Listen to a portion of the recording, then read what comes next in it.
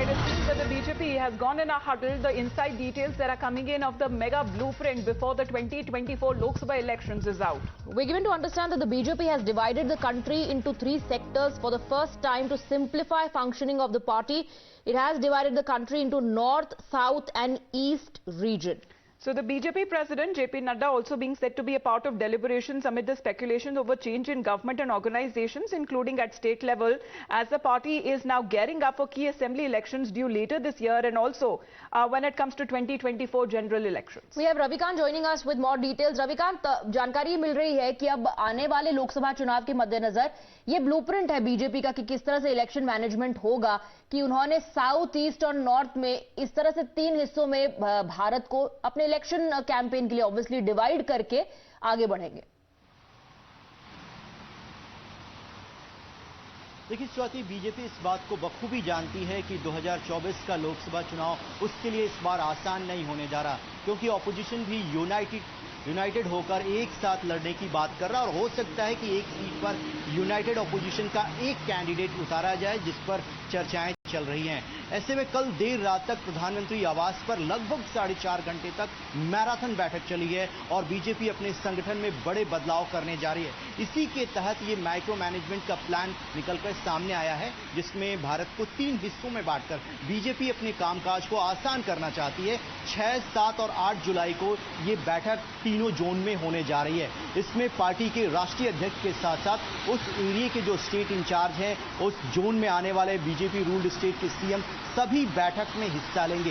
ये तैयारी इसलिए की जा रही है क्योंकि विपक्ष एकजुट होकर बीजेपी को चैलेंज कर रहा है। ऐसे में बीजेपी अपनी सारी तैयारी समय से पहले करना चाह रही है और इसी के मद्देनजर ये सारी तैयारियां की गई हैं, जिसमें पूरे भारत को 3 हिस्सों में बांटकर भारतीय जनता पार्टी अपने चुनावी तैयारियों को धार देने का प्रयास कर रही है। लेकिन रविकांत, हमने देखा जिस तरीके से जो बीजेपी है चुनाव आने से पहले माइक्रो मैनेजमेंट के लिए ज्यादा जानी जाती है, तो सबसे बड़ा चुनाव जो अगले साल होने वाला है उससे पहले जो तैयारी है, बाकी जो स्टेट असेंबली इलेक्शंस है, उसके ऊपर जरा बताएं कि क्या तैयारी करी जा रही है बीजेपी की तरफ से।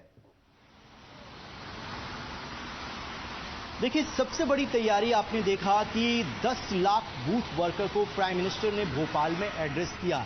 बीजेपी का सबसे इंपॉर्टेंट फोकस ये रहता है कि अगर हमें चुनाव जीतना है तो सबसे पहले हमें बूथ जीतना होगा, और इसीलिए पहली बार भारतीय जनता पार्टी ने देश में इस तरीके का कार्यक्रम किया, जिसमें 2,500 से 3,000 जो बूथ वर्कर्स हैं, जिनसे प्राइम मिनिस्टर ने डायरेक्ट 1-to-1 इंटरेक्ट किया। इसके साथ ही पूरे देश में जो 10 लाख बूथ कार्यकर्ता थे वो प्राइम मिनिस्टर से जुड़े हुए थे। तो यहाँ पर बीजेपी बूथ जीतने के साथ साथ अब लोकसभा चुनाव की तैयारियों को भी धार दे रही है। इस वक्त आज की अगर हम बात करें तो जेपी नड्डा राजस्थान में है, अमित शाह बिहार में है। हर तरफ भारतीय जनता पार्टी अभी से तैयारी कर रही है जिन राज्यों में विधानसभा के चुनाव होने वाले हैं। लेकिन रविकांत, एक बात बताइए, पश्चिम के हिस्से को क्यों छोड़ दिया? पश्चिम में क्या पहले से पैठ है, इसीलिए उन राज्यों के मद्देनजर ये डिसीजन लिया गया है कि ईस्ट, नॉर्थ और साउथ में डिवाइड होगा?